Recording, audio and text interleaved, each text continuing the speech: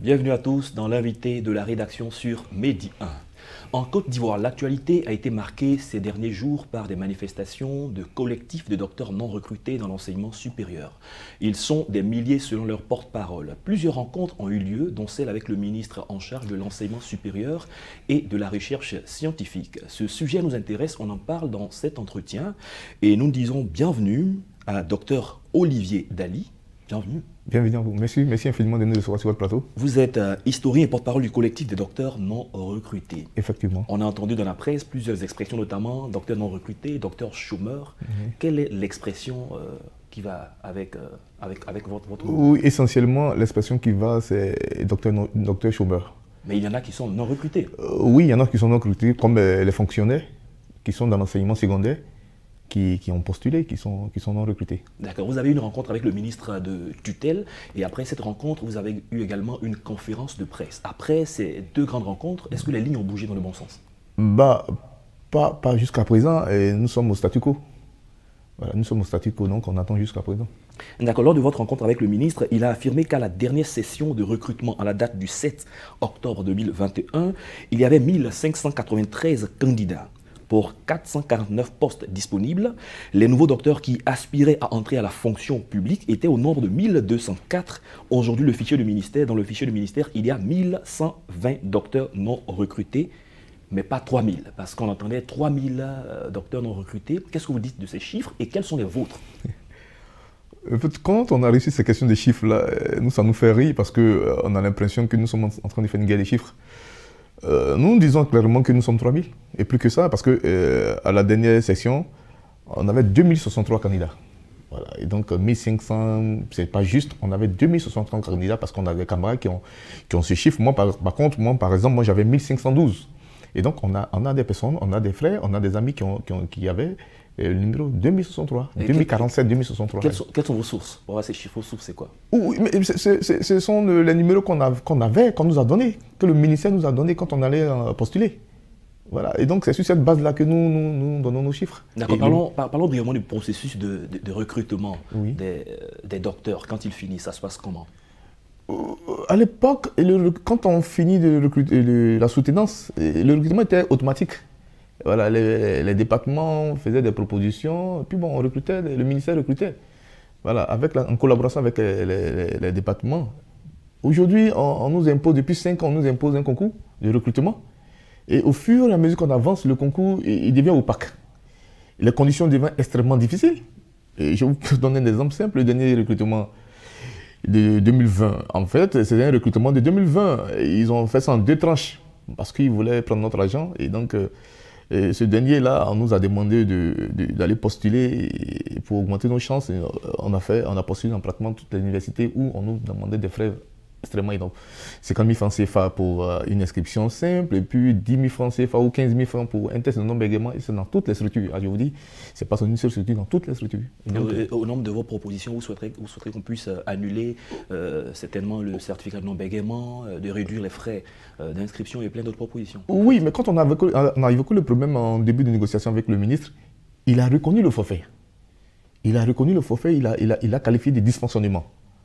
Et donc, séance tenante, il a dit que cette mesure-là allait être supprimée carrément. Laquelle des mesures? Parce qu'il a fait également cas du fait qu'il y a des candidats qui peuvent postuler dans plusieurs universités, qu'il ferait en sorte que désormais un candidat a une candidature. Oui, une candidature unique. Et donc pour lui, dans son esprit, comme on a dit, il ne s'agira pas pour nous d'aller à San Pedro, d'aller à Boaké, d'aller à Korogo.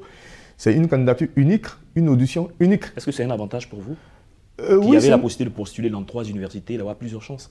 Oui, mais en fait, là, il dit clairement, qu'une candidature unique, on postule une fois, mais on va faire des choix. On va faire des choix. Premier choix, Boaké, par exemple, Korogo ou bien Abidjan. Et puis maintenant, par rapport au positionnement, aux besoins, maintenant, on oriente le chercheur ou l'assistant. D'accord. Qu'est-ce que vous voulez exactement, de façon concrète? Nous, ce qu'on veut, c'est un décret exceptionnel du président de la République. Pourquoi un décret exceptionnel? Parce qu'il y a eu plusieurs torts qui ont été faits à nos camarades. Je vous assure qu'il y a des camarades, des docteurs, qui sont à la 6e session de recrutement. 6e. Et qui ont dépassé même l'âge limite pour entrer à la fonction publique, 45 ans. Et donc pour nous, quand on arrive à ce stade-là, La seule chose pour pouvoir réparer tous ces torts-là, c'est un décret exceptionnel du président de la République. Et en ce moment, ça met tous les compteurs à zéro. Et puis maintenant, on repense maintenant à la formation doctorale. Sinon, à l'état actuel, le ministre nous demande, il nous dit que l'année prochaine, c'est-à-dire le premier semestre de l'année prochaine, c'est 450 places. Oui. Mais c'est insignifiant sur 3000 docteurs, c'est insignifiant. C'est insignifiant. Et quand on prend 450, il va rester combien de docteurs qui sont encore en attente? Donc pour nous, il faut arrêter tout ça. Il faut arrêter ces mesurettes-là. Il faut prendre une grande mesure. Et cette grande mesure-là, c'est un décret exceptionnel du président de la République. Plusieurs pays l'ont fait. Ce n'est pas nouveau en Côte d'Ivoire. Et d'ailleurs, même en Côte d'Ivoire, il y a eu une mesure exceptionnelle pour les médecins. Il y a plus de 2000 médecins qui ont été pris en 2007, 2006. Et il y a des questions de budget qui sont évoquées parce que les dispositions ne sont pas prises. Est-ce que les 3000 pourront effectivement être... Vous voyez, moi, très souvent, quand on en parle des questions budgétaires, nous, on rigole. On a dit qu'on n'est pas fait la politique. Mais quand on ne parle pas des questions budgétaires, la Côte d'Ivoire n'a pas un problème budgétaire. On ne demande pas qu'on recrute ces 3000 docteurs-là un coup. Il y a un processus, il y a des étapes. Voilà, on peut tomber d'accord sur 2 ans ou un an et demi. C'est possible. Et puis, on ne dit même pas que tous ces docteurs doivent aller enseigner dans le supérieur ou faire la recherche. Il y a l'administration ivoirienne qui est là. Il y a plusieurs spécialités, on l'a dit. On a des personnes qui ont fait un doctorat en relations internationales, qui peuvent aller dans l'ambassade, le règlement des conflits, qui peuvent aller au ministère de la Réconciliation. Il y a eu des propositions également du ministre, notamment se lancer dans l'enseignement privé, passer le concours de l'ENS, explorer les entreprises privées et passer à l'auto-emploi. Ce sont des propositions... Non, nous, ça ne nous intéresse pas. Vous voyez, l'enseignement supérieur dont il parle. Je vous dis, les salaires oscillent entre 100 000 et 150 000 francs. Un docteur qui va aller dans l'enseignement privé pour avoir 150 000 francs, pendant que les logements à Abidjan font 100 000 francs. Donc pour nous, ce n'est pas sérieux tout ça. Ce n'est pas sérieux. Et s'installer à notre propre compte par rapport à quoi? Où est-ce qu'on a tous ces moyens pour s'installer à notre propre compte? Il nous faut aller à l'essentiel. Pour nous, l'essentiel, c'est le décret présidentiel. C'est ça. Et ce sera un décret exceptionnel. Un décret exceptionnel. Donc pour la vague en question. Bien sûr. Et après? Et après, nous, on a des propositions qu'on va faire. Après, ils vont bloquer les soutenances. Même plus qu'on soutienne n'importe comment. Voilà, parce qu'on fait soutenir des gens et puis après, on les laisse sur le carreau, c'est pas normal. Le doctorat, ce n'est pas une pièce d'identité. Ce n'est pas une CNI, ce n'est pas un passeport. Vous estimez qu'à la base, il y a beaucoup de problèmes, surtout avec la question de soutenance bien sûr, parce qu'on laisse soutenir des gens sans prévoir où est-ce qu'on les dépose. Vous voyez, bon, il faut faire une planification de tout ça. Si bien que quand quelqu'un soutient, on sait où on les dépose. Et c'est plus intéressant pour nous. Voilà. Et ça évite toutes ces frustrations. D'accord. Et après la conférence de presse que vous avez animée récemment, la suite pourrait être quoi? La suite est tout simple. Nous, jusqu'à présent, nous sommes dans la posture d'aller remettre notre document en main propre au président de la République. Et avec le temps qui court, jusqu'en 2022, certainement, le recrutement va être lancé. Est-ce que vos camarades vont aller postuler? Non, nous ne sommes pas concernés par ce recrutement en 2022. Nous disons que nous allons aller remettre nos documents au président de la République pour que le décret soit pris. Et le président, nous connaissons ce président, nous connaissons le président de la République. Nous savons que si nous avons le contact avec lui, il va prendre le décret. Il va prendre le décret parce qu'il n'est pas informé de tout ce qui se passe. Il n'est pas informé.